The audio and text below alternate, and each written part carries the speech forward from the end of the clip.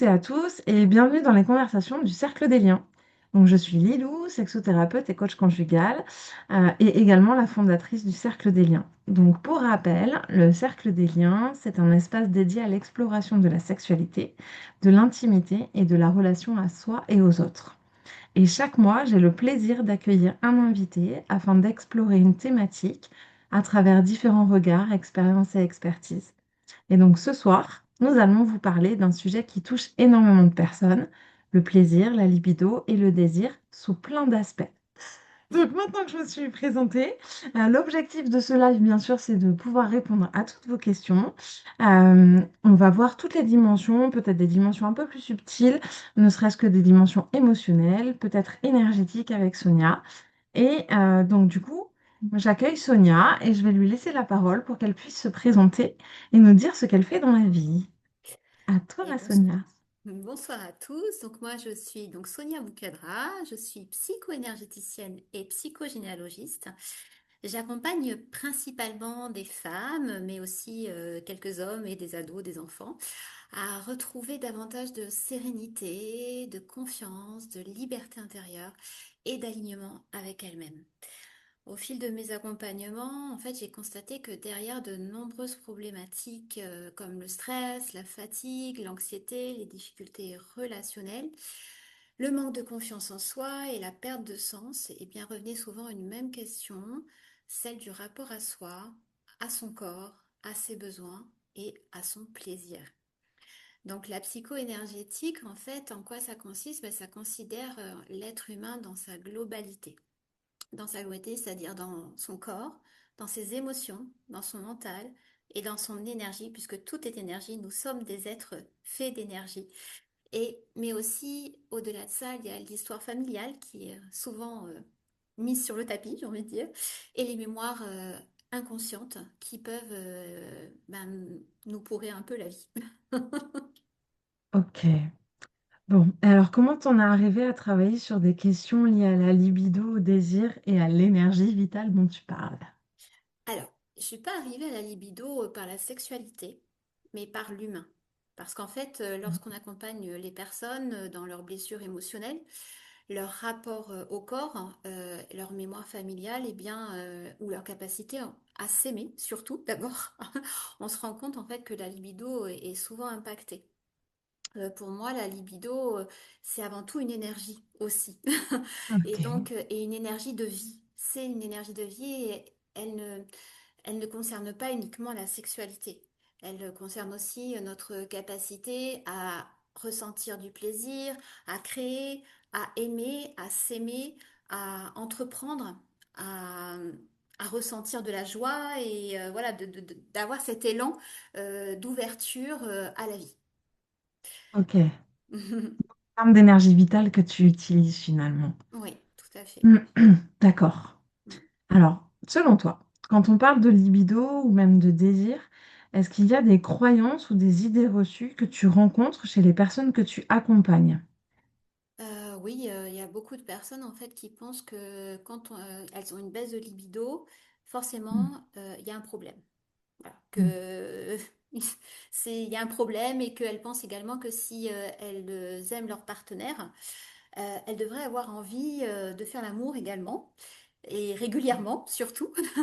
Or, le désir est beaucoup plus complexe que cela. Enfin, d'après ma perception des choses, il est oui, d'accord. influencé par notre état émotionnel, Tout à fait. notre fatigue, notre rapport à nous-mêmes, à notre corps, encore Oui. une fois, hein, je vais insister dessus, vous allez me l'entendre le dire plusieurs fois. Parce que si on ne s'aime pas soi, ça va être difficile d'être tourné vers les autres et surtout de s'écouter. Parce que quand on ne s'aime pas, on se coupe de nos émotions et de nos ressentis, et donc on se coupe de notre plaisir et de notre libido.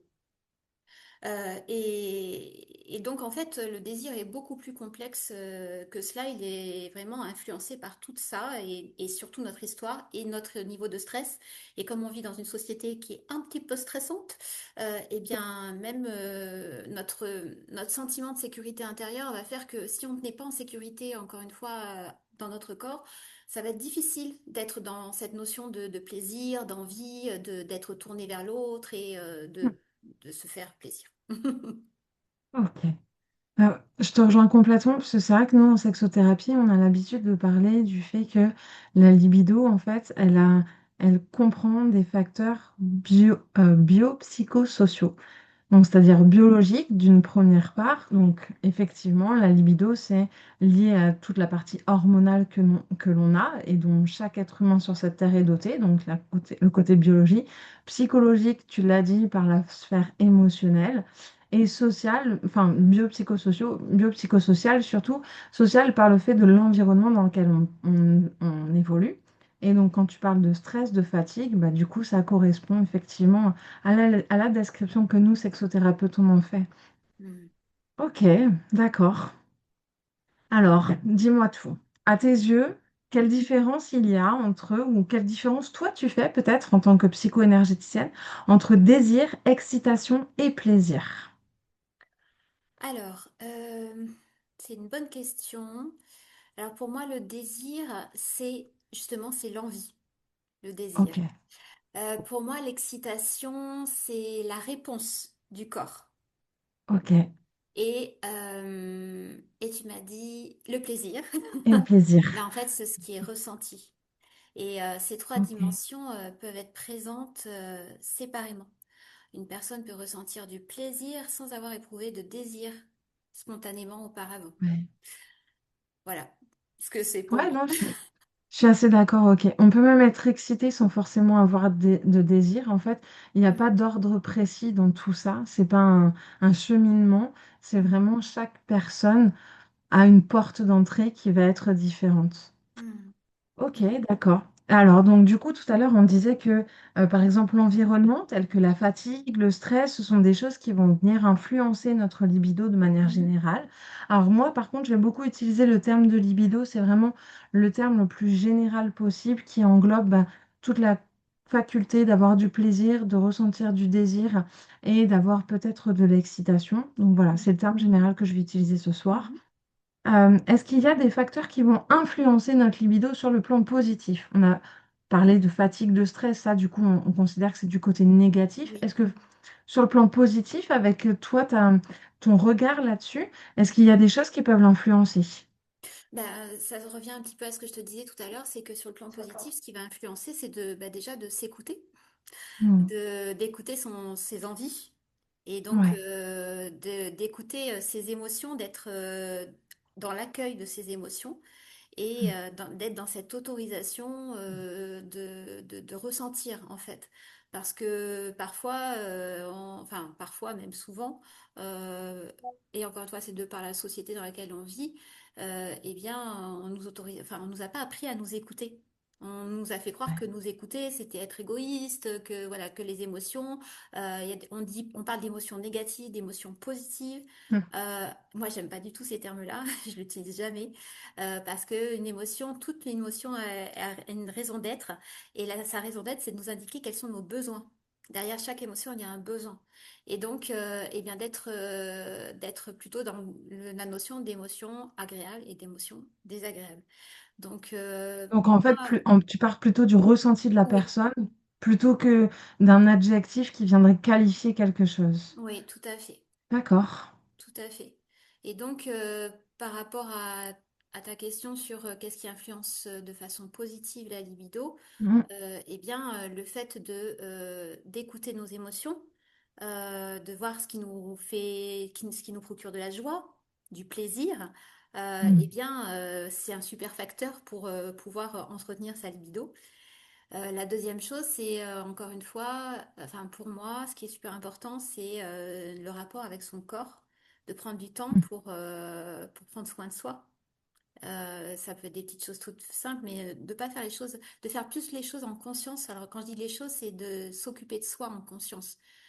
Et Hmm. ça peut être tout bête, hein, ça peut être quand on prend sa douche le matin, de prendre le temps de dire bonjour à son corps, de se savonner, ne pas en toute vitesse, de voilà, tu vois, des choses qui sont un peu violentes le matin, ça peut réveiller, mais bon quand même, voilà, ou de se mettre du lait sur le corps, enfin d'être dans ce rapport au corps, dans cette sensualité avec soi déjà.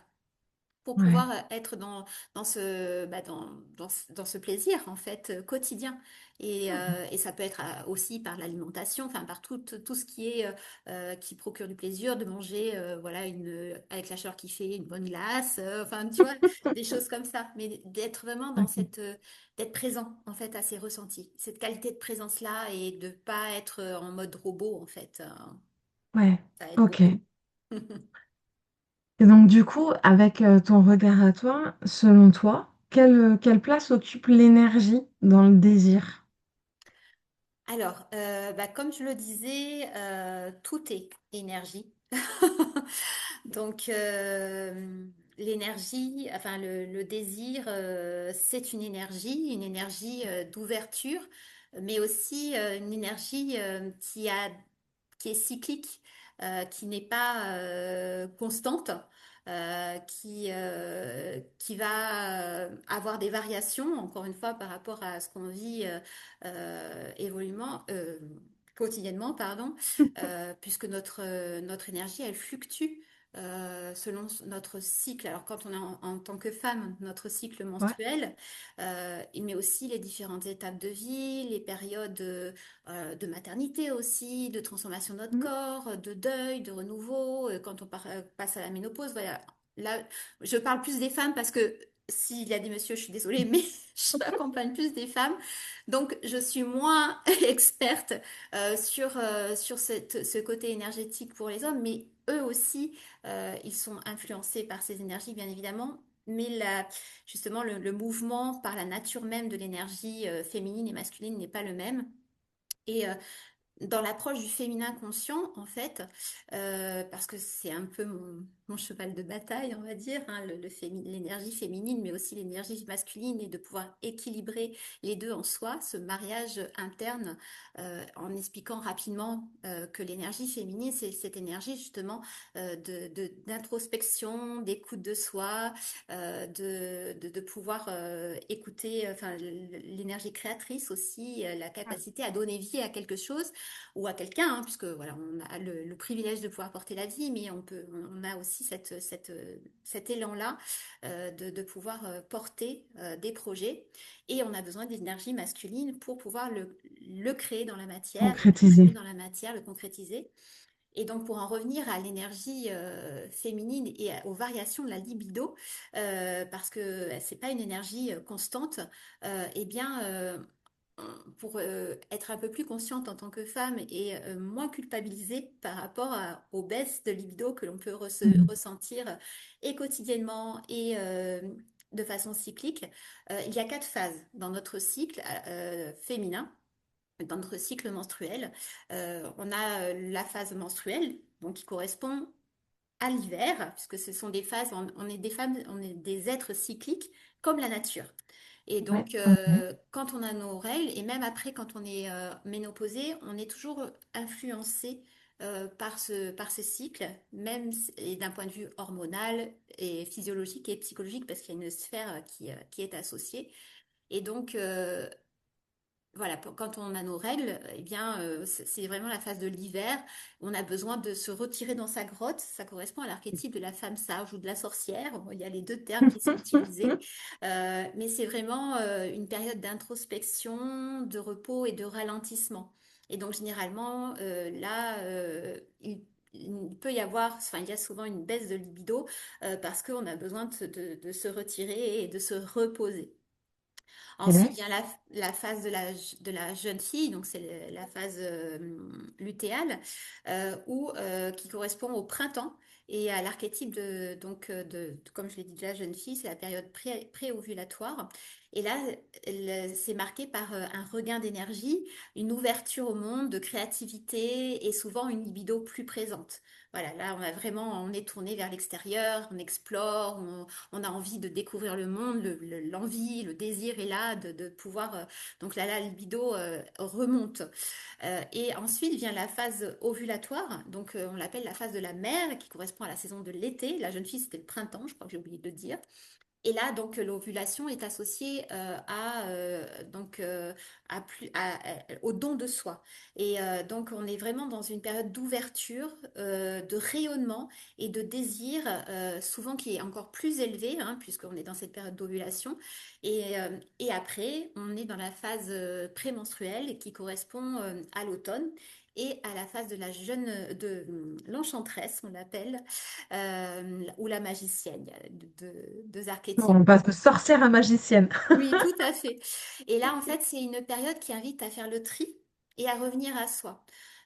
Et en fait, et quand on dit faire le tri, c'est-à-dire que de façon plus ou moins consciente, eh bien, on va ressentir ce que l'on veut conserver et ce avec quoi on veut continuer et ce qui va ne plus nous servir et ce dont on va débarrasser, entre guillemets, symboliquement avec les menstruations.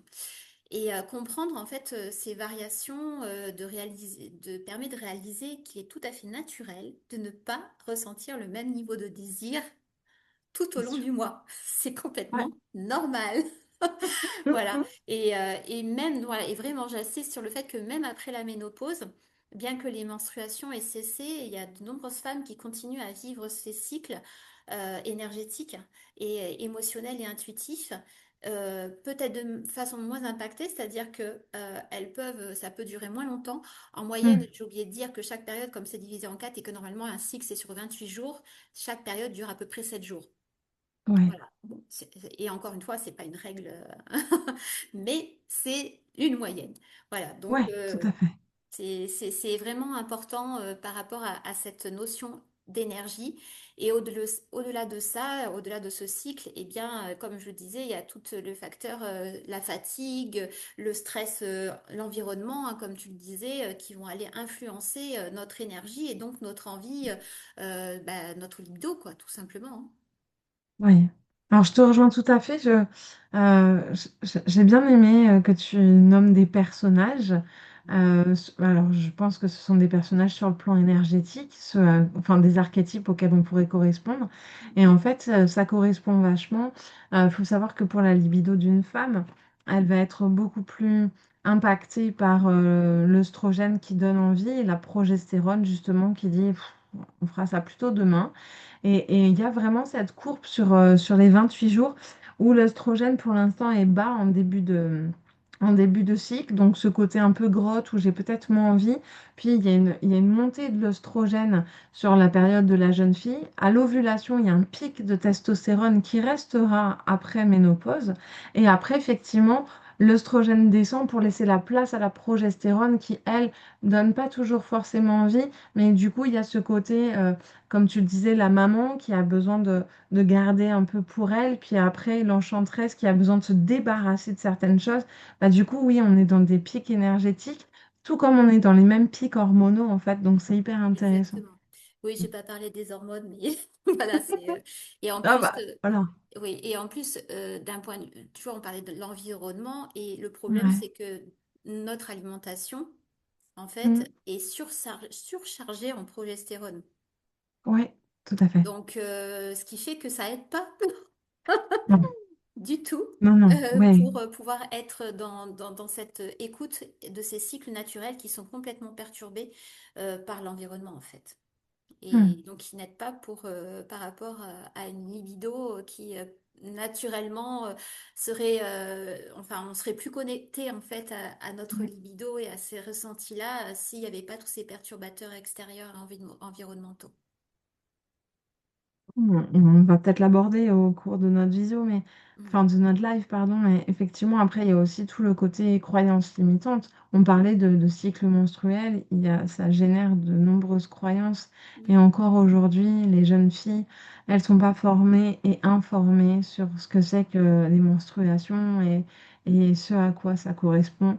Et donc, du coup, oui, il y a aussi tout le côté environnemental, mais même, je dirais, au-delà de ça, il y a tout le côté sociétal dans lequel on est ancré malheureusement, contre lequel on se bat, je pense, chacun à sa hauteur, chacun avec son job, mais il y a aussi tout ce côté sociétal qui vient impacter négativement, à mon sens en tout cas, la libido, ce que l'on pourrait penser de la libido, quel désir on doit avoir en tant que femme plutôt quel désir on doit avoir aussi en tant qu'homme, comment ça doit fonctionner, alors qu'en réalité, nous sommes juste des êtres humains et on aurait le droit de voir tout ça selon notre propre prisme, hein.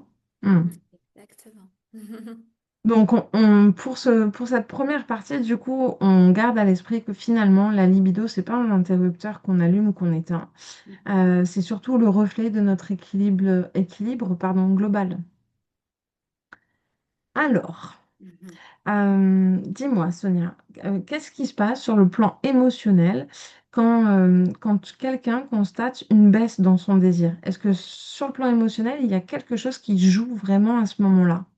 Ah bah oui, bien sûr, parce que beaucoup de personnes vont ressentir de la culpabilité, Ok. de la honte ou un sentiment de ne plus être normal. Elles commencent à se juger. Et donc, il y a ce que j'appelle le petit vélo dans la tête qui Hmm. commence à bien carburer. Et quand on est trop dans le mental, en fait, on en oublie encore une fois de revenir au corps. Je suis un petit Ouais. peu insistante là-dessus, mais c'est hyper important. Chacun son cheval de bataille, vas-y. Voilà. Écoute ton corps, écoute tes émotions, c'est ta boussole intérieure. Mais voilà, c'est vraiment, enfin, les femmes et même les hommes hein, que j'accompagne et qui ont une baisse de libido, Hmm. c'est cette culpabilité ou tout de suite ils se disent je suis pas normale quoi. J'ai un Hmm. problème. En fait, ils pensent que le problème c'est eux. Ils pensent pas que il y a plein de facteurs qui font qu'il y a cette baisse de libido. Et ils vont commencer à se juger. Et pourtant, voilà, la libido, c'est vrai, justement, cette baisse de libido, c'est un message du corps. Il faut, si on le prend comme ça, ben, je pense que c'est beaucoup plus léger, beaucoup moins culpabilisant. Et, euh, et ça permet d'avoir un autre regard sur cette baisse-là. Est-ce que du coup, il y a certaines blessures émotionnelles qui peuvent elles aussi influencer la libido? Euh, c'est une bonne question. Bien sûr qu'il y a des blessures émotionnelles. En fait, euh, souvent, c'est lié à l'image de soi, Ouais, à l'estime de soi.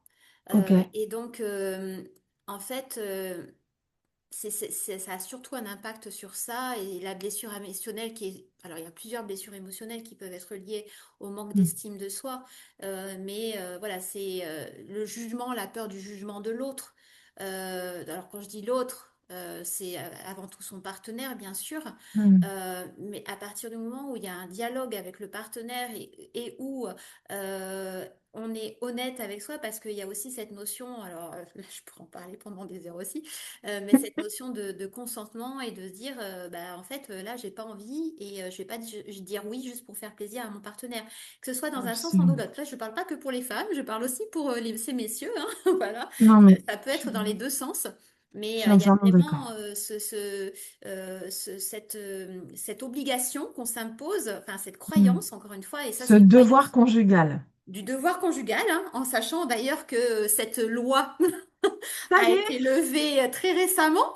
En effet, c'est Et une c'est honte, juste mais hallucinant c'est parce que tu clair. te dis ah bon, mais c'était encore dans le code civil. Ah d'accord. Ouais, non, Ok, c'est grave. Hmm. c'est juste impressionnant. Mais encore une fois, il y a le dialogue, voilà, et la blessure, les blessures émotionnelles, c'est l'image de soi en fait, et Ouais. la peur d'être abandonné, la peur de ne plus être aimé. Hmm. Ouais, en fait, ça renvoie toujours à la même chose, c'est-à-dire que la sexualité étant un domaine qui va venir impacter toute notre vie, quoi qu'il arrive, Mm. on vient justement questionner le fait d'être aimé, le fait d'être désiré, le fait de se sentir femme, le fait de se sentir homme, le fait de se sentir viril aussi. Pour les hommes, c'est hyper important parce que ça vient impacter. Ok, donc ça vient vraiment, même sur la sphère énergétique, impacter les mêmes zones que ce qu'on pourrait penser de manière normale, quoi. Ok. Mm. Est-ce qu'il y a par contre, on parlait de blessures émotionnelles, est-ce qu'il y a par contre des blocages énergétiques? Alors, j'ai peut-être pas les bons termes, mais est-ce qu'il y a des blocages énergétiques qui sont susceptibles, eux, d'affecter le désir? Euh, alors, oui. Ok. Alors, Dans ce sens où, en fait, le désir, la zone du désir, enfin en énergie, en énergétique, Mm. on a des chakras. Les Ok, chakras sont des portes d'entrée et de sortie de nos énergies, et chacun correspond à une sphère émotionnelle également. ok. Et la sphère du désir, la sphère du plaisir, elle est bien évidemment située au niveau de nos parties génitales et de notre ventre.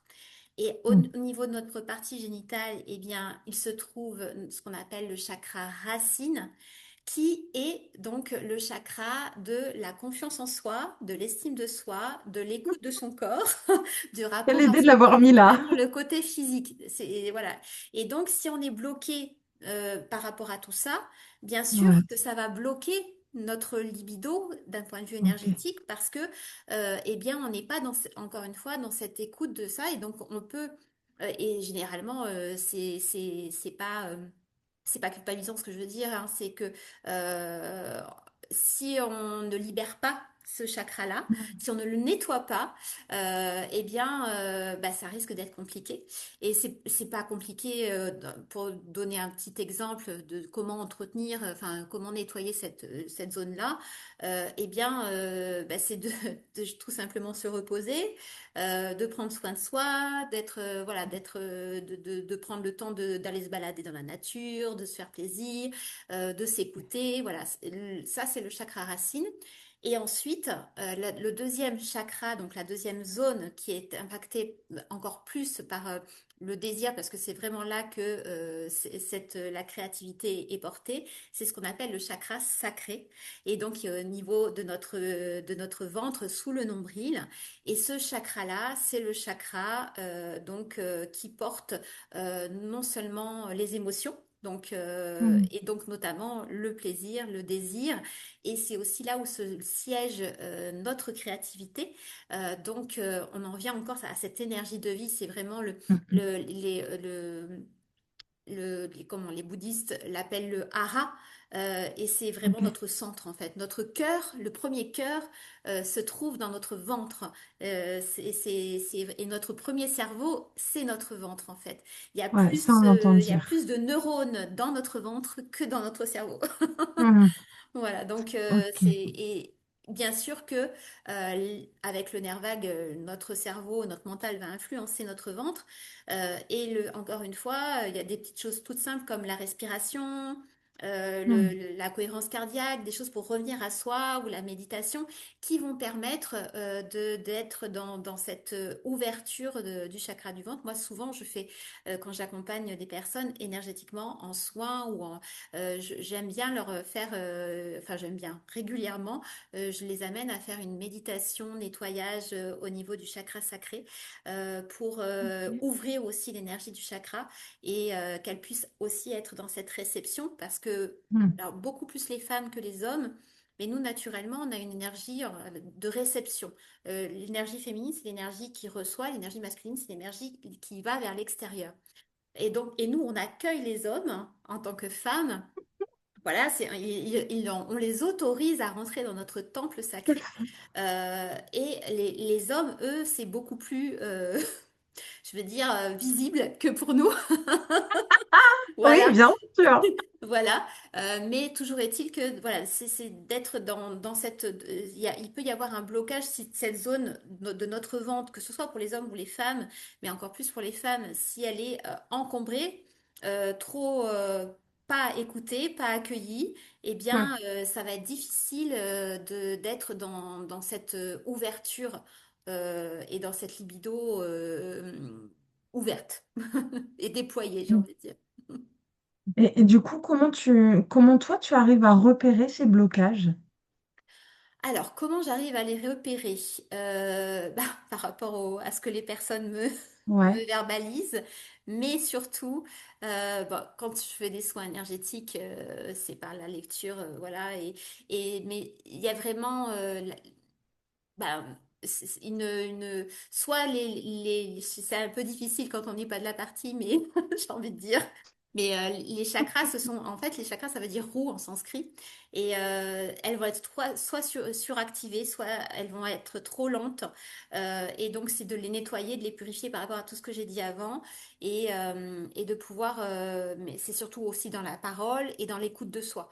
Et moi, comment je le repère? Bah, c'est parce que les personnes elles me le disent. Alors, ça vient pas souvent en premier, mais voilà, il y a une baisse de désir ou Hmm. bah, les blessures émotionnelles, la charge mentale qui va faire que les personnes, elles ont moins envie. Et, Hmm. mais généralement, il y a encore une honte à dire qu'il y a une Ah. baisse de libido. Euh, mm, donc, mais ça va généralement, systématiquement, enfin, très souvent, ça va avec, quoi. C'est par rapport à l'expérience que j'ai, les personnes qui viennent me voir et qui ne sont pas bien, voilà, qui souffrent de dépression, d'anxiété, de perte de sens, bah, sexuellement, c'est pas le top, quoi. Hmm. Ça va avec. Ouais. Moi, ce qui me fait tiquer dans ce que tu dis, c'est que finalement, il y a encore des croyances à déconstruire. L'idée que de ne pas avoir de libido ou une baisse dans sa libido puisse être un problème, en fait, ça, c'est quelque chose qu'il faudrait déconstruire parce que ça génère ce que tu disais, la honte, la culpabilité, l'incapacité peut-être même à dire à la personne en qui on a confiance, peu importe qui c'est, hein. Nous, on est thérapeutes toutes les deux, mais ça peut être un médecin traitant, ça peut être un ami, ça peut être un partenaire, mais donc du coup, je pense qu'il y a vraiment encore, malheureusement, tout un tas de choses à déconstruire sur ce sujet-là.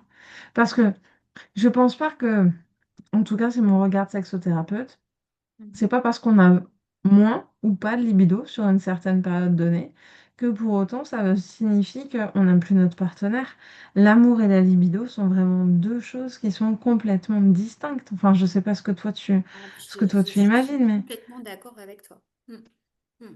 Et oui, et effectivement, encore une fois, on en revient à ce que tu disais, c'est de déconstruire toutes ces croyances sociétales en ouais. termes d'énergie, justement, et aussi en termes de, quand on accompagne au niveau, euh, avec les outils que j'utilise, on parle Ouais. de croyances personnelles, mais il y a aussi, et on parle d'inconscient personnel, d'inconscient Hmm. familial et d'inconscient collectif. Collectif. Et donc, c'est comme des égrégores. Les égrégores, en fait, ce sont des zones d'énergie, des nuages d'énergie qui sont nourris par des croyances justement communes à Ok. plein de personnes. Et en fait, ces égrégores nous influencent. Et effectivement, en fait, la croyance bah, que bah, pour les hommes, c'est bah, si t'as pas de libido, bah, t'es pas un homme, quoi. Tu vaux rien. Enfin, c'est terrible, mais c'est ça en fait, hein. Et pour les femmes, c'est bah, je dois être dans le don de moi. Je dois toujours faire plaisir aux autres, mais moi, je me fais passer après. Et ça, c'est une croyance qui est encore très inscrite de façon très inconsciente, souvent, parce que voilà, on pense que c'est normal en tant que femme de ne pas s'écouter et de faire Ouais. passer ses enfants, son mari, ses parents, le boulot, enfin tout le monde avant soi. Donc, il y a du travail. Ouais, après, je pense que dans tout ça, il y a aussi des formes d'injonctions. Alors, les injonctions, pour essayer de le définir, enfin, la définition que j'en ai en tout cas, c'est ce qu'on a mis en nous depuis notre enfance et notre éducation parentale. Et par parentale, on n'entend pas que papa, maman, on entend vraiment toute la sphère familiale qui ont mis en nous des pensées à force de les répéter, à force d'y croire aussi, ou de les désirer pour nous, qui ont fait qu'aujourd'hui, on a créé des blocages. En réalité, ces injonctions, elles créent des blocages. Il y a des injonctions type, bah, une nana, si elle n'est pas douée au lit, elle ne pourra pas garder un mec. Et ça, en fait, ça peut être transcrit par la maman qui, par exemple, a été de déception en déception sur le plan émotionnel et plutôt sur le plan sentimental, je dirais. Donc, je pense il y a vraiment ce parallèle entre les croyances qu'il faut déconstruire parce qu'elles sont pour la plupart sociétales et les injonctions qui viennent de notre éducation et de l'environnement dans lequel on a évolué, nous. Ah oui, complètement. Oui, il y a effectivement ces différentes couches. Il y Mm. a les injonctions familiales, les injonctions sociétales et Ouais. qui s'entremêlent et qui font que bah, il faut trouver son équilibre là-dedans et c'est pas une mince affaire. Mais effectivement, c'est ça, c'est de mettre en lumière ces injonctions-là. Et bien déjà, c'est super chouette parce que bah, à partir du moment où, alors quand je dis mettre en lumière, c'est les mettre en conscience pour Ouais. pouvoir les transformer et faire en sorte qu'elles ne nous influencent plus. Mais Mm. oui, effectivement, les injonctions familiales, alors moi, en étant psychogénéalogiste, je peux te dire que ça me parle plus. Et c'est d'aller déconstruire tout ça. Et effectivement, en tant que, alors qu'on soit un homme ou une femme, on va être influencé par le vécu, le rapport des couples de nos parents, de nos grands-parents, et parfois par loyauté familiale, on va Ouais. reproduire les mêmes schémas en fait. Voilà, Ouais. donc pour donner un exemple, bah, une grand-mère qui a été mariée de force, eh bien, Mm. elle va se dire que, eh ben, en fait, elle n'a pas le droit d'être aimée, enfin d'être amoureuse. Donc, Mm. même si l'amour et la libido sont deux choses distinctes, c'est difficile en tant que femme d'avoir de la Ouais. libido si t'es pas amoureuse. Oui, parce que le point de départ de notre sexualité pour nous les femmes, Mm. en premier lieu, c'est le centre émotionnel. Si nous Exact. ne sommes pas dans des émotions positives, nous ne pouvons pas avoir accès à notre sexualité, peu importe la femme sexuelle que nous sommes, Mm. effectivement. Donc oui, là, c'est sûr il y a un gros delta. Et après, il y a des cas de dissociation où finalement, bah, c'est pas moi qui m'envoie en l'air, c'est mon corps qui agit Mm. comme un outil, en fait. Oui, tout à fait. Oui, Mm. oui. Mm. Et il y a ces croyances-là, effectivement, qui peuvent être influencées par, alors là, je vais être assez, c'est important de le dire, par des traumatismes Ouais. portés par nous ou par notre mère, notre grand-mère ou notre Ouais. tante. D'autres générations. Voilà, notre génération en termes parce que on est depuis des siècles et des décennies, les violences sexuelles malheureusement sont très nombreuses et puis bah, en ce moment l'actualité malheureusement voilà montre que c'est une étendue très vaste. Et tout Ouais. ça en fait va nous faire croire aussi en fait comme tu le disais, c'est amené à cette dissociation ou nous amener à des comportements en disant oui, quand c'est plus fort que moi et à avoir des comportements sexuels Compulsif. débridés, mais qui ne sont pas forcément ceux qui sont réellement, qui correspondent réellement à leurs besoins. Et on en revient encore une fois à bah, écouter son corps, à écouter cette notion à Complètement. se rattacher à cette notion de consentement, à dire est-ce que je le fais vraiment pour moi, pour mon plaisir, ou est-ce que c'est parce Mm. que il y a cette petite voix là qui me dit t'as pas le choix. Ouais. Ouais, ouais.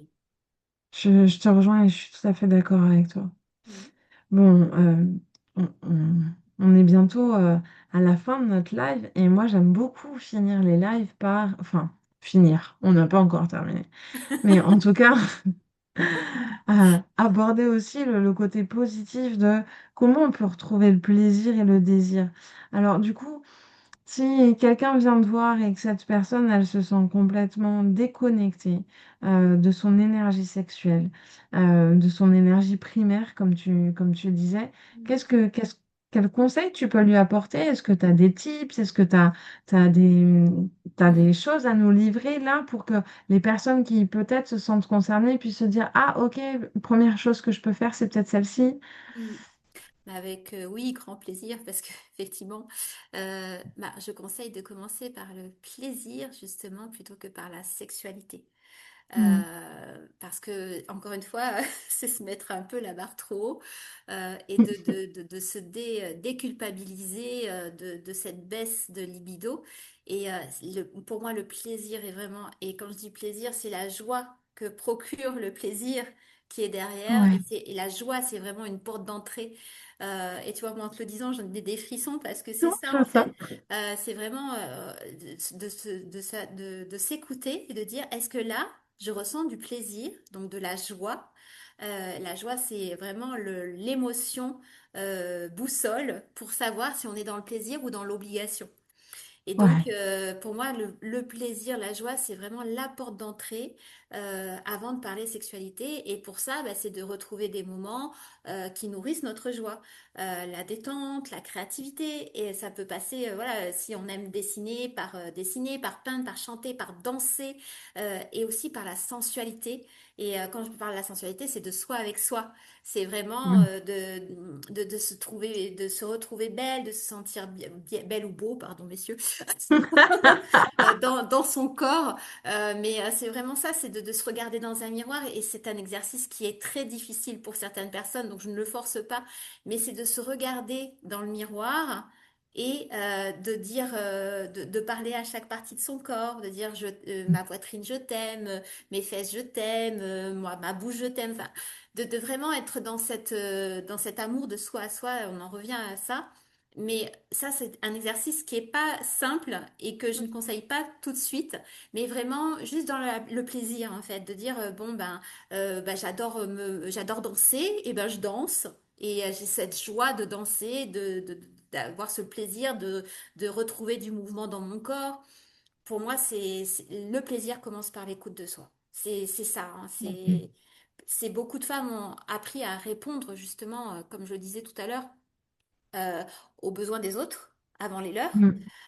Encore une fois, désolé messieurs, mais, mais On il y vous a en veut des pas, hommes, mais c'est comme ça. mais c'est comme ça, de façon plus générale. Mm. Ça concerne aussi certains hommes, mais Tout à fait. majoritairement, et encore une fois, on en revient aux injections sociétales, on a été élevé comme ça. C'est éducationnel, c'est sociétal. Donc Mm. la première question à se poser est de quoi ai-je besoin? Et donc, pour pouvoir répondre à cette question, eh bien, il faut se dire quelle émotion je ressens dans telle situation. Ouais.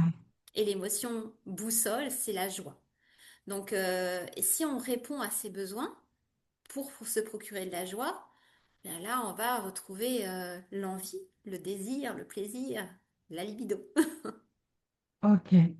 Donc, exercice numéro un, c'est celui-ci, celui d'aller chercher des choses des choses plaisir dans la vie. Et Oui, peu importe dans quelle sphère, ça peut être de boire un café aussi. Si je prends oui. plaisir, si j'aime le café et que je prends Mm, plaisir à le boire, c'est mm. OK. Et donc, dès qu'on commence à ressentir de la joie, finalement, ça veut dire qu'il y a déjà une petite partie de nous qui commence à se reconnecter à notre énergie sexuelle. Exactement. OK, Exactement. Tu sais, d'accord. tu vois, c'est tout bête, mais voilà, ça peut te boire un café, mais aussi quand ben, on regarde, enfin, être plus sensible aussi à la beauté de la nature, ou juste Oui. d'être sur son balcon ou dans son jardin et de se poser, voilà, Mm. de laisser les rayons du soleil se déposer sur nous. Et puis de commencer à se dire, oh là là, mais j'ai des petits papillons dans le ventre, et de Mm. dire bon ben là je suis vraiment reconnectée, c'est cette reconnexion à son encore une fois à son ventre, donc à cette zone si importante pour nous tous où est ce chakra sacré, et de dire bah, en fait je m'écoute Ouais. et c'est aller dégommer cette croyance très très très inscrite, n'est-ce pas, de si je m'occupe, si je me prends soin de moi avant les autres, si je m'écoute, je suis une grosse égoïste. Égoïste. Voilà. Et là, on va se dire, ah ben non. Et c'est vraiment, et ça passe par l'éducation. Et on Ouais. y vient dans les écoles, voilà, on commence à apprendre aux enfants, mais bon, ça, pour moi, c'est les parents hein, qui doivent, ça revient, c'est pas de l'ordre de l'instruction, c'est de l'ordre de l'éducation. Et l'éducation, c'est les parents, c'est pas l'école. Et c'est de dire, ben, en fait, j'accueille mes émotions, je les comprends et je m'écoute pour pouvoir exprimer clairement ce dont j'ai envie, ce dont j'ai pas envie. Et voilà, c'est Ouais. de faire de soi sa priorité. Et c'est en étant dans cette présence à soi-même et cette ouverture à soi-même que on va pouvoir être présent aux autres et améliorer nos relations, et apprécier la vie dans toute sa beauté. C'est parfait. Merci. merci. Non, non, mais je trouve ça chouette. Effectivement, c'est simplement revenir à la base, en réalité. Et c'est ça qui est le plus important. Et je vais rebondir sur ce côté d'égoïsme. Il ne faut pas l'oublier lorsque on parle de sexualité, donc d'avoir une relation sexuelle avec quelqu'un. Il y a en fait ce partage et souvent en fait on ne voit que cet aspect-là, on part du partage, le plaisir que je veux procurer à mon partenaire, le plaisir qu'il va me procurer. Pour certains, ça peut être même sous une forme d'objectif. Il faut que ma partenaire puisse avoir un orgasme, par exemple. Hmm. Mais ne l'oublions pas, parce que nous sommes des êtres autonomes de plaisir. Nous n'avons pas besoin d'être deux pour ressentir du plaisir, que ce soit sexuel ou même le plaisir de manière générale. Et donc, en fait, cette part d'égoïsme existe déjà en nous et elle se montre, en fait, notamment dans la sexualité, parce que quand on décide d'avoir un orgasme, eh bien, on décide vraiment. Il y a une partie de nous, cet égoïsme qui est en nous et qui dit c'est maintenant. C'est maintenant, c'est pour moi et tant pis.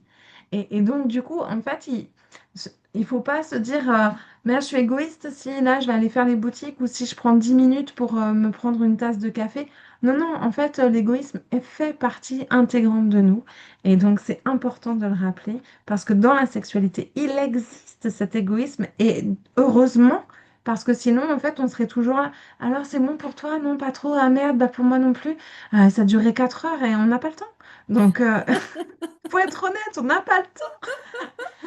Et puis bon, il y a des messieurs qui tiendraient pas 4 heures et des dames non plus d'ailleurs. Donc bon, donc cet égoïsme, il existe. Donc il faut l'entretenir.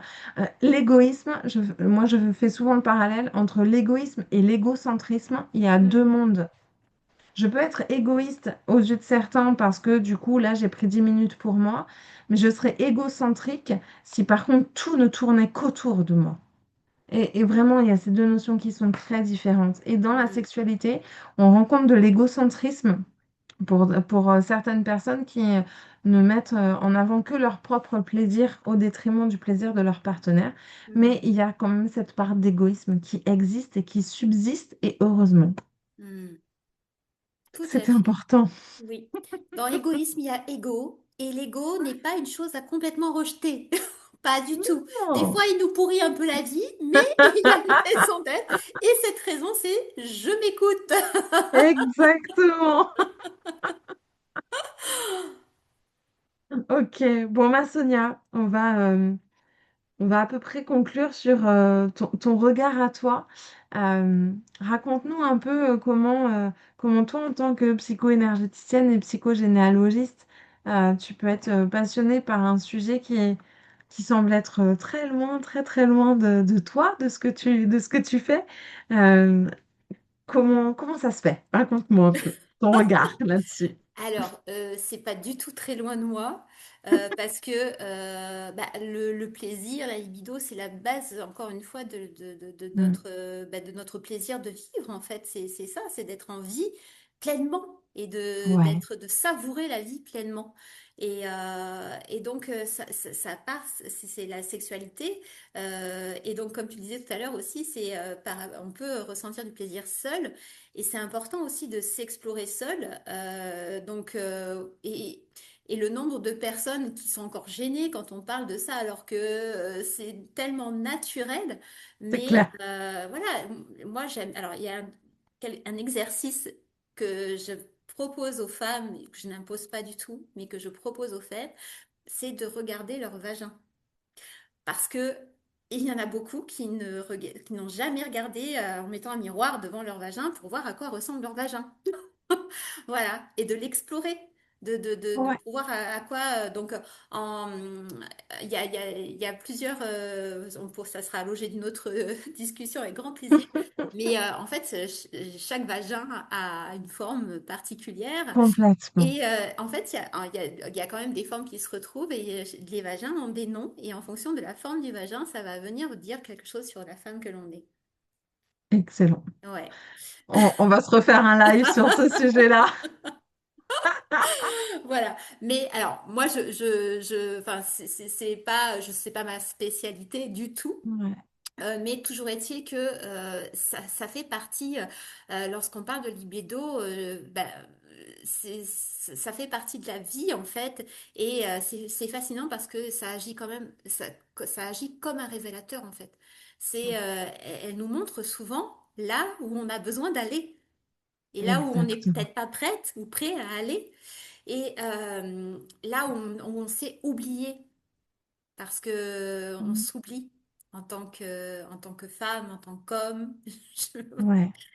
Les hommes qui me regardaient vont dire, bon, elle est lourde, elle est lassiste, mais voilà, c'est ma spécialité. Enfin, 98% de mes consultants sont des consultantes. Ouais. Voilà, Ouais, donc j'ai ouais, vraiment ouais. à cœur d'accompagner les femmes, et dans ma pratique, je constate régulièrement que lorsque les personnes retrouvent du plaisir dans leur vie, euh, eh bien, c'est parce qu'elles apprennent à s'écouter davantage, à accueillir leurs émotions et à s'accueillir elles avec leur corps, leur énergie vitale. L'énergie vitale va recommencer à circuler librement. Plus on s'écoute, plus on comprend qui l'on est, et plus on s'autorise à être soi et pas à agir en fonction de ce que les autres attendent de nous. Et moi, ça me passionne. L'humain me passionne. Et ce qui me touche particulièrement, en fait, c'est de voir des femmes retrouver progressivement leur joie. Vraiment, c'est leur Mm. créativité, leur confiance, et elles ont envie de faire plein de choses. Et c'est pas tout de suite, voilà, la sexualité en fait partie, mais c'est vraiment cette ouverture à soi qui fait qu'elles prennent pleinement leur place dans le monde, et dans la vie, et dans leur relation aussi à l'autre. Et encore une fois, il y a des femmes qui sont très bien seules et qui ressentent du plaisir et qui ont une sexualité super en étant tout Génial. seul. Mais bien sûr. Voilà. Ok. Bon, dis-moi, si les personnes qui sont présentes ce soir et toutes celles qui nous regarderont dans le replay devaient repartir avec une seule idée, ça serait quoi? Ça serait laquelle? C'est une bonne question. Ouais. Euh, Qu'est-ce que la phrase? Mais Euh, c'est vraiment d'arrêter de considérer la libido comme une performance ou un Ouais. indicateur de normalité en fait.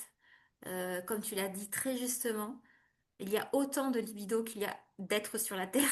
Ex- Et, et on vit vraiment, j'insiste là-dessus, mais on vit dans une société qui essaye de nous normaliser, de faire de nous des bons petits soldats qui ont tous la même vision, et de nous déposséder de notre souveraineté, et c'est de retrouver son pouvoir, sa souveraineté, et d'être son individualité, tout en Mm. ayant conscience qu'on est tous reliés, mais Ouais. voilà, de revenir à soi. Et, de s'écouter, de dire le désir, en fait, il fleurit rarement sous la pression, il Mm. fleurit rarement dans la non-écoute, et il s'épanouit vraiment dans un espace d'écoute et de sécurité. Mm. Et j'aimerais que les personnes qui nous écoutent là, elles repartent avec l'idée qu'il ne faut rien forcer et qu'il n'y a rien à forcer. C'est de prendre le temps de s'écouter, de prendre le temps, parce qu'on vit dans une société encore qui nous fait croire qu'il faut qu'on fasse, qu'on agisse tout le temps, tout le temps, tout le temps, tout le Ouais. temps, tout le temps. 3000 à On est dans le l'heure. faire. Non, juste être là. Et comme tu Mm, disais, se poser, déguster une tasse de café, ne rien faire, l'art de ne mm. rien faire. Exact. Génial. Ça se cultive et ça ne se commande pas Exactement. et ça ne se programme pas, et vraiment de se laisser porter par tout ça. Alors c'est pas juste une Ouais. seule phrase, excuse-moi, mais Non, mais c'est pas grave. En tout cas, c'était une idée. Voilà, moi j'avais envie que les gens qui nous écoutent ce soir et qui écouteront le replay partent avec enfin, repartent avec une idée un petit peu concrète de tout ce qu'on aura pu partager ce soir. C'est et chouette. ouais, et je pense que ouais, le désir en fait il est pas il se trouve pas toujours. Il est Mm. juste à se Ouais. retrouver soi. Tout part de nous de toute façon, en Mm, permanence. Nous tout à sommes le fait. centre de notre propre univers, donc ça part de nous. Tout à fait. Ok. Bon, donc ce soir, on va clôturer là, ça y est, on touche à la fin. Donc, on a exploré ensemble les liens entre plaisir, libido, désir, émotion et énergie grâce à Sonia.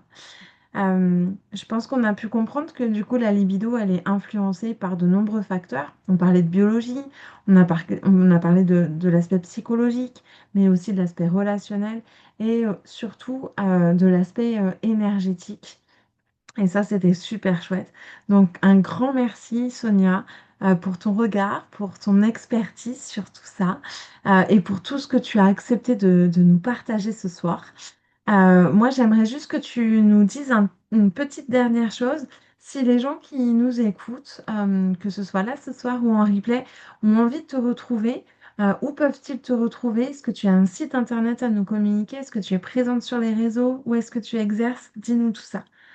Oui, alors déjà, un grand merci aussi à toi de m'avoir proposé de participer à cet échange que bah, j'ai adoré, vraiment. Et par rapport Alors moi, je suis présente sur... J'ai un site, donc c'est Sonia Douceur de Soins, soins au pluriel, tout attaché, Ok. voilà, .fr. Si vous mettez Sonia aussi Boukadra, vous allez tomber sur ma page Google et il y a tous les liens, Instagram, Facebook, je suis partout. Et j'exerce moi à Floirac Ok. et aussi en visio, hein, puisque tout est énergie et l'énergie, il n'y a pas besoin d'être en présentiel pour, pour pouvoir la travailler. Ok. Super.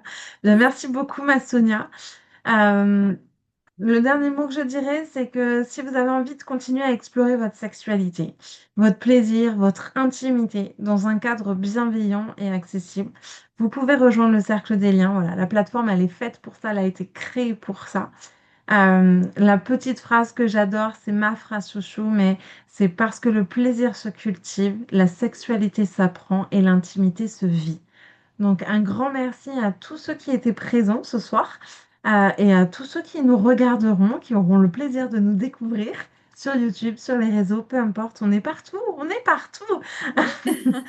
Et, un grand, grand merci à toi, ma Sonia. Et puis, alors, nous, on se retrouvera dans d'autres circonstances, mais moi, en tout cas, je vous retrouverai dans un mois tout rond pour une nouvelle conversation du cercle avec un autre expert sur une autre thématique, mais pour l'instant, je dis rien.